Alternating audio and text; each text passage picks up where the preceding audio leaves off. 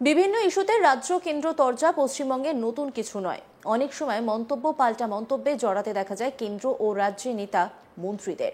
কখনো কখনো সেই সমস্ত তরজা রীতিমতো চর্চার বিষয়বস্তু হয়ে উঠে আসে সংবাদ শিরোনামে। তবে এবার যা হলো তা সবাইকে কার্যত চমকে দিয়েছে। প্রবল দুর্যোগে বিপর্যস্ত উত্তরবঙ্গের বিস্তীর্ণ এলাকা। জলপাইগুড়ির নাগরাকাটায় ত্রাণ দিতে গিয়ে ব্যাপকভাবে আক্রান্ত হয়েছেন বিজেপির সাংসদ খগেন মুর্মু। আর এর প্রেক্ষিতে সোশ্যাল মিডিয়ায় চর্চায় জড়ালেন প্রধানমন্ত্রী নরেন্দ্র মোদী ও মুখ্যমন্ত্রী মমতা ব্যানার্জি। নাগরাকাটার ঘটনা প্রসঙ্গে সোশ্যাল মিডিয়ায় প্রধানমন্ত্রী নরেন্দ্র মোদী লেখেন, বন্যা ও ভূমিধসে ক্ষতিগ্রস্ত মানুষের সেবা করার জন্য পশ্চিমবঙ্গে যেভাবে আমাদের দলের সহকর্মীরা, যাদের মধ্যে একজন বর্তমান সাংসদ এবং বিধায়কও রয়েছেন, তাদের উপর যেভাবে আক্রমণ করা হয়েছে তা সম্পূর্ণরূপে ভয়াবহ। এটি তৃণমূল কংগ্রেসের অসংবেদনশীলতার পাশাপাশি রাজ্যের আইন শৃঙ্খলা পরিস্থিতি একেবারেই করুণ অবস্থা তুলে ধরে। আমি আশা করি পশ্চিমবঙ্গ সরকার এবং তৃণমূল এই ধরনের চ্যালেঞ্জিং পরিস্থিতিতে হিংসায় লিপ্ত হওয়ার পরিবর্তে মানুষকে সাহায্য করার দিকে আরো বেশি মনোযোগী হবে। আমি বিজেপি কর্মীদের জনগণের মধ্যে কাজ চালিয়ে যাওয়ার এবং চলমান উদ্ধার অভিযানে সহায়তা করার আহ্বান জানাচ্ছি।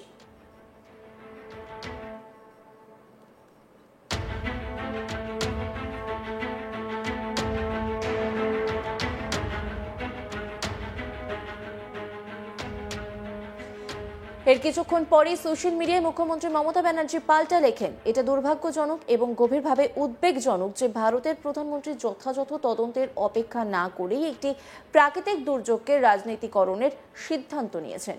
বিশেষ করে যখন উত্তরবঙ্গের মানুষ ভয়াবহ বন্যা ও ভূমিধসের পরের পরিস্থিতির সঙ্গে লড়াই করছে, যখন সমগ্র স্থানীয় প্রশাসন এবং পুলিশ ত্রাণ ও উদ্ধার অভিযানে ব্যস্ত, তখন বিজেপি নেতারা কেন্দ্রীয় বাহিনীর নিরাপত্তার আওতায় বিশাল কনভয় নিয়ে স্থানীয় পুলিশ ও প্রশাসনকে কোনো তথ্য না দিয়েই ক্ষতিগ্রস্ত এলাকায় যাওয়া বেছে নিয়েছেন। এই ঘটনার জন্য রাজ্য প্রশাসন, স্থানীয় পুলিশ বা তৃণমূলকে কিভাবে দোষ দেওয়া যেতে পারে? প্রধানমন্ত্রী কোনো যাচাইকৃত প্রমাণ, আইনি তদন্ত বা প্রশাসনিক প্রতিবেদন ছাড়াই তৃণমূল এবং পশ্চিমবঙ্গ সরকারকে সরাসরি দোষারোপ করেছেন। এটি কেবল রাজনৈতিক নিম্নমানের ঘটনা নয়, এটি প্রধানমন্ত্রী যে সাংবিধানিক নীতিমালা বজায় রাখার শপথ নিয়েছেন তার লঙ্ঘন। যে কোনো গণতন্ত্রে আইনকে তার নিজস্ব গতিতে চলতে হবে এবং কেবলমাত্র যথাযথ প্রক্রিয়ায় দোষ নির্ধারণ করতে পারে, কোনো রাজনৈতিক মঞ্চের টুইট নয়। ঘটনাটি এমন একটি নির্বাচনী এলাকায় ঘটেছে যেখানে জনগণ নিজেই একজন বিজেপি বিধায়ককে নির্বাচিত করেছেন। তবুও প্রধানমন্ত্রী এই ঘটনাকে তৃণমূলের তথাকথিত শক্তিশালীতার প্রতিফলন হিসেবে চিত্রিত করার মধ্যে কোনো বৈপরীত্য দেখেন না।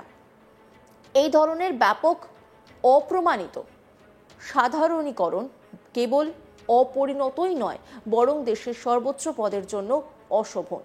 জাতিগত হিংসায় ডুবে যাওয়ার মাত্র 964 দিন পরে মণিপুর সফরকারী একজন প্রধানমন্ত্রীর কাছ থেকে আসা বাংলার জন্য হঠাৎ উদ্বেগ সহানুভূতির চেয়ে বরং সুবিধাবাদী রাজনৈতিক নাটকের মতো বলে মনে হয়।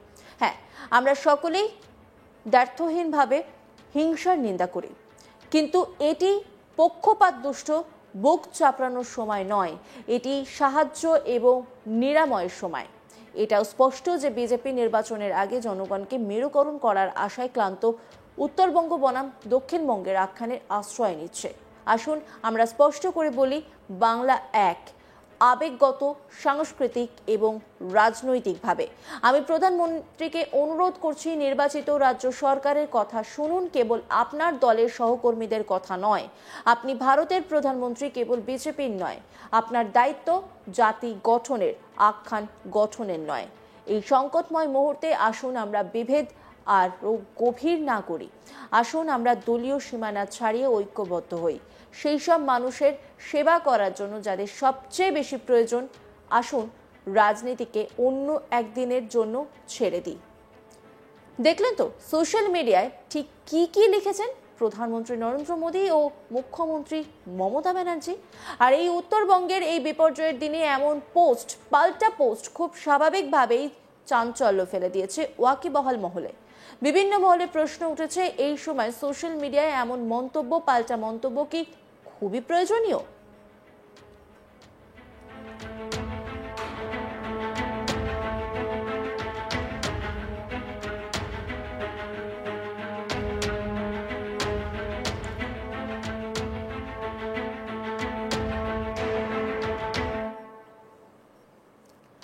উল্লেখ্য, বিপর্যস্ত উত্তরবঙ্গের পরিস্থিতি পরিদর্শনে গিয়ে আক্রান্ত হন বিজেপির 2 জনপ্রতিনিধি।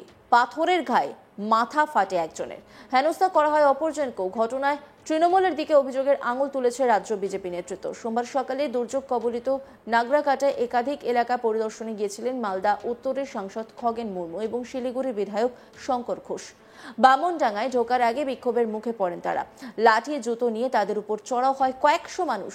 নদী থেকে পাথর তুলে তাদের গাড়ি লক্ষ্য করে ছোড়া হয় বলে অভিযোগ। তাতেই মাথা ফেটে যায় খগেনের, পোশাক লাল হয়ে যায়, ধাক্কা দেওয়া হয় শঙ্করকেও। তারপর 2 নেতাকে উদ্ধার করে হাসপাতালে নিয়ে যাওয়া হয়। একজন সাংসদ ও বিধায়কের উপর এই হামলার ঘটনা তোলপাড় ফেলে দিয়েছে বিভিন্ন মহলে।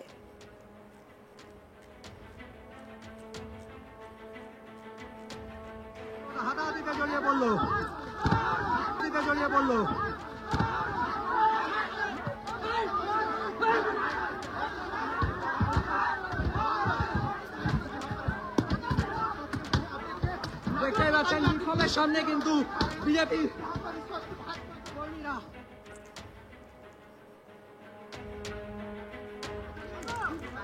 বিভিন্ন ইস্যুতে রাজ্য কেন্দ্র তরজা পশ্চিমবঙ্গের নতুন কিছু নয়। অনেক সময় মন্তব্য পাল্টা মন্তব্যে জড়াতে দেখা যায় কেন্দ্র ও রাজ্য নেতা মন্ত্রীদের।